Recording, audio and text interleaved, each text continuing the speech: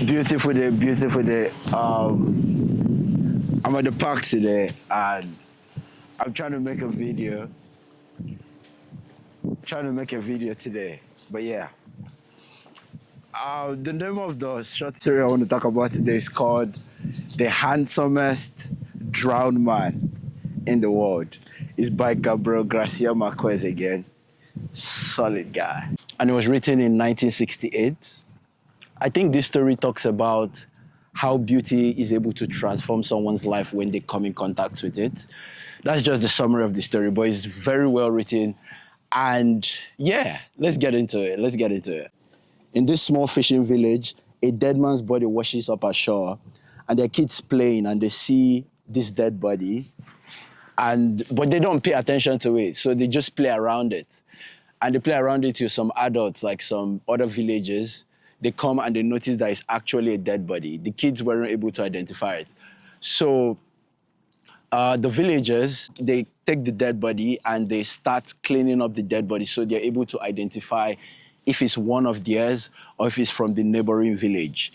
Because a lot of deaths occur in this village from people drowning since they live close to the water.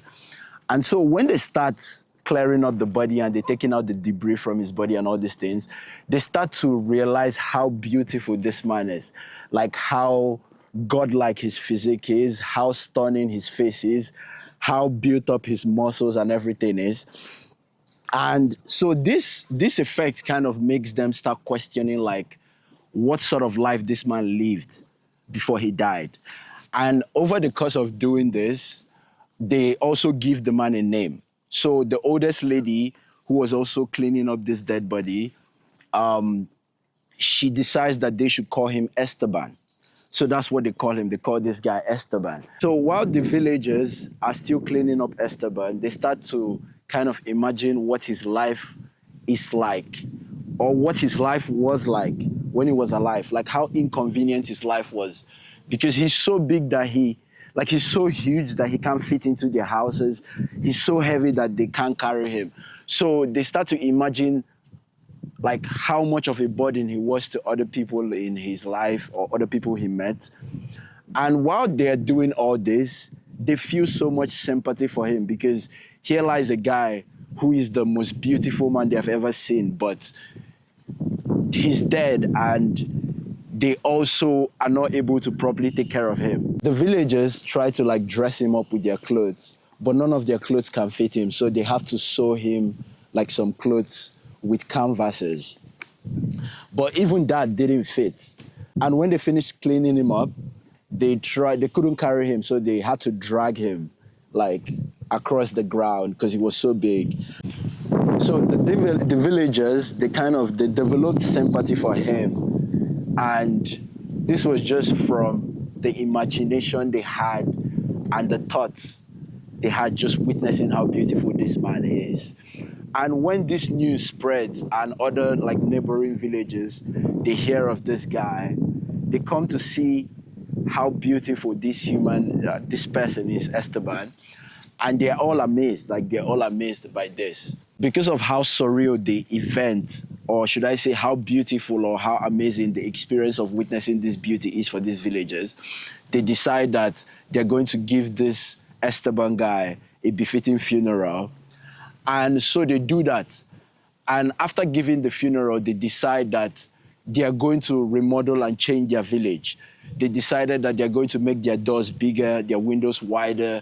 They are going to repaint the whole village, and also they're going to plant flowers so that sailors from afar the sea can see their village and can be able to point out and say, this is the village that Esteban is from. And that's where the story ends. I'm not the best at really narrating stories.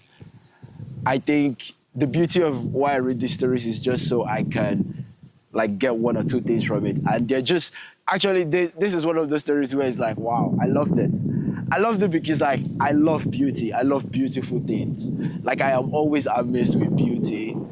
And yeah, I think that is one of the pillars of life.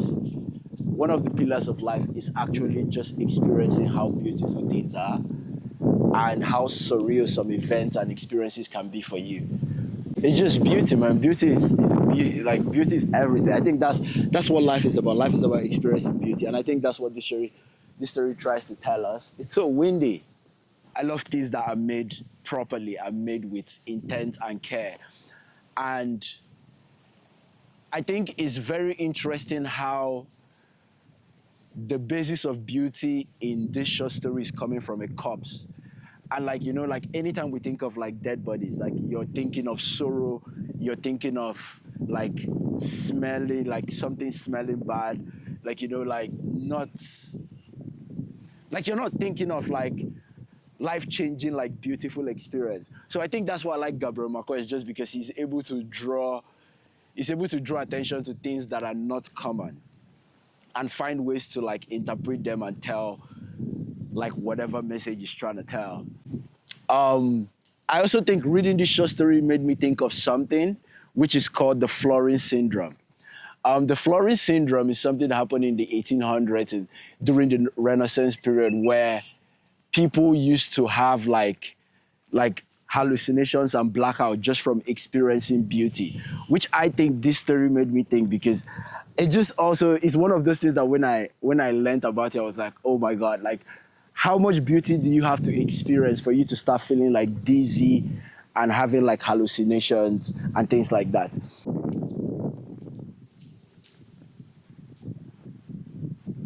That's why. That's why I actually wanted to film my short story here, just because of I liked the idea of how the short story made me feel about beauty, and I just really like the scene here. So I'm like, you know what, I should probably film it outside here. I come here a lot, but yeah. Have a lovely day.